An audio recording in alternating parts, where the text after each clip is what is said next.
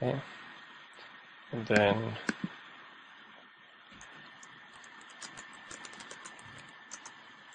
this will enable the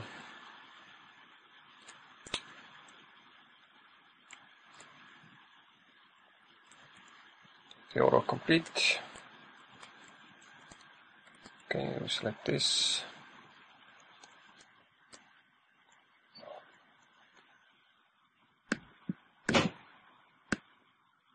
This is our start range.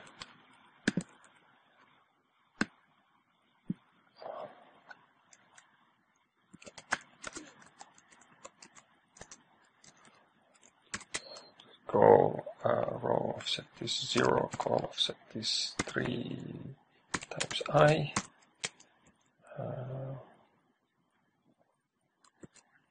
Select it. We copy it to select the other sheet. Okay, so this is our destination.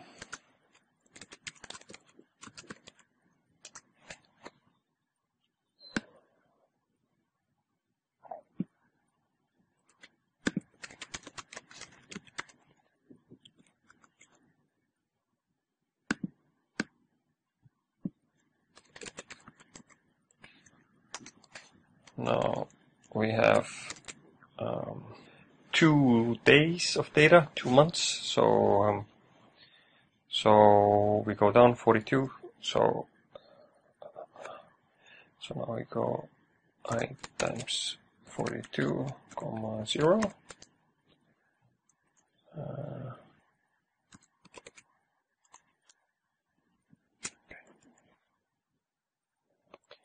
Right, and then we need to autofill it. So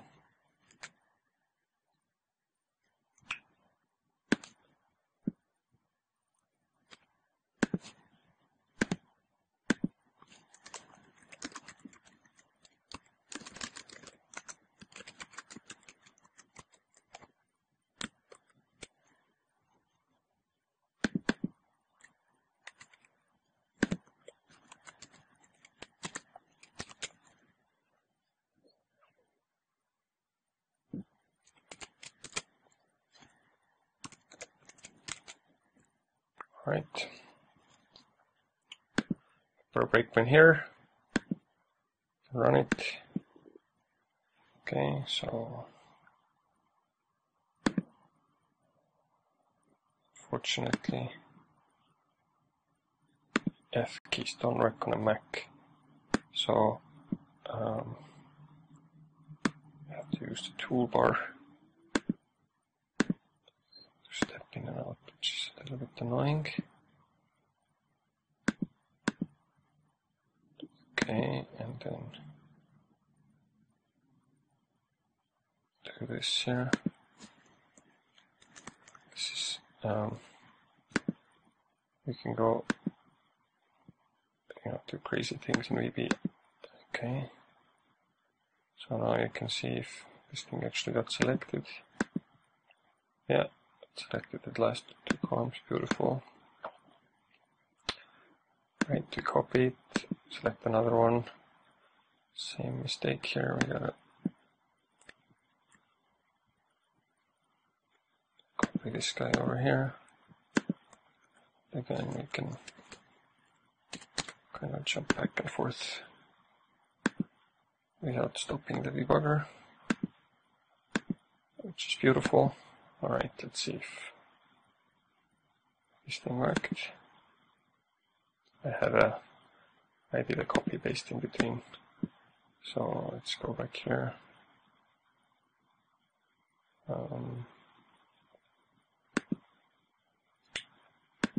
Let's try this all over again. Okay. Alright, did what I wanted it to do. Okay. Okay, the sticker thing, we gotta do this.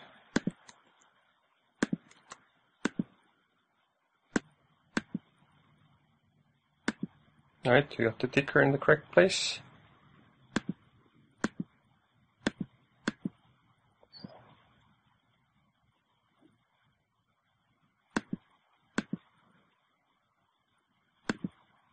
And we got the thing filled up. Alright.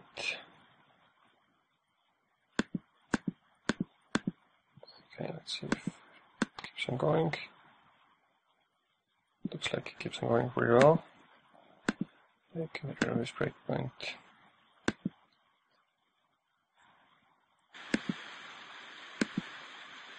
And we can put in the tickers, and we can put in the price, and we can do the different prices. Okay, let's see that something is not very good.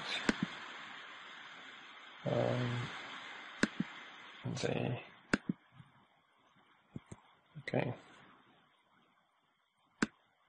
Oh, it's right here.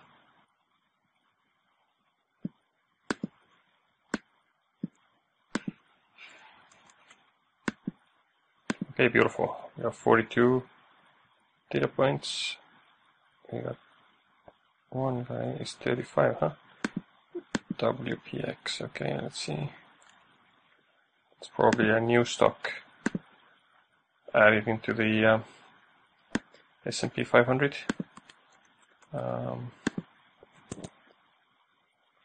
Or taken out of the S&P 500, one or the other.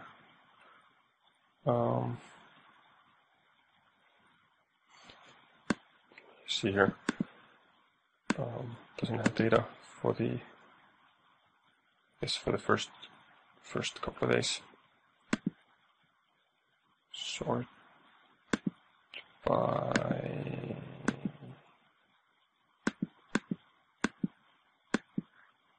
we have two stocks that are too little data, and then everything else is good. Okay, and then we can see what the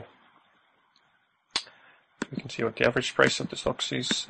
Make sure that we don't have anything weird happening here. Okay,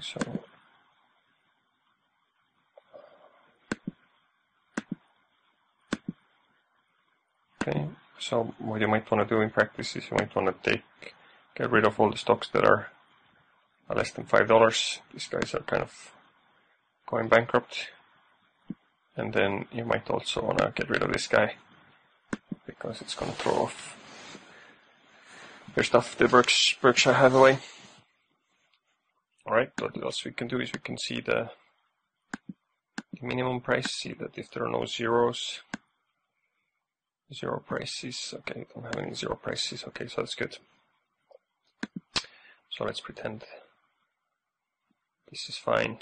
We want to get rid of all the zero data here that we had before, so we're going to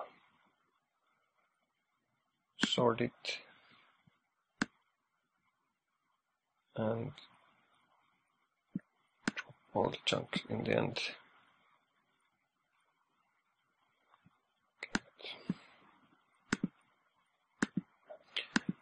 Okay, now we're going to save it.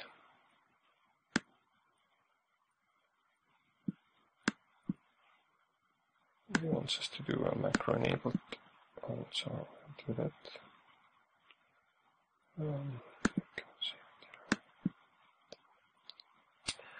Okay, so let me show you how you make it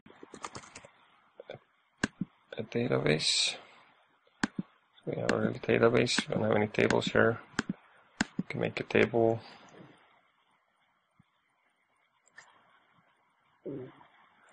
And then let's say call it the ID and make it an integer.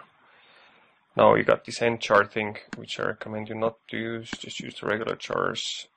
Okay, this is gonna be an ID, and let's say this is like description. Just for text, use varchar 255. That's gonna be nice and fast. Alright, so the way you save this table is you click on save, and then generates the SQL to create me the table. You can see the script. The very important thing is to do the IDs properly. So make this a primary key, and then make sure it's clustered. So so this thing allows you to create cluster primary keys, and this is what allows you to basically partition the tables across several servers. So in practice, I'm doing this in one server, but as you know, in the mapper step, you distribute your data among several databases, or several servers, several file systems.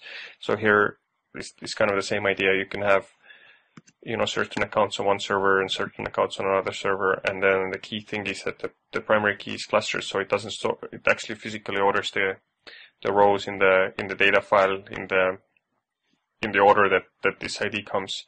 What you can also do is you can make it into an identity. So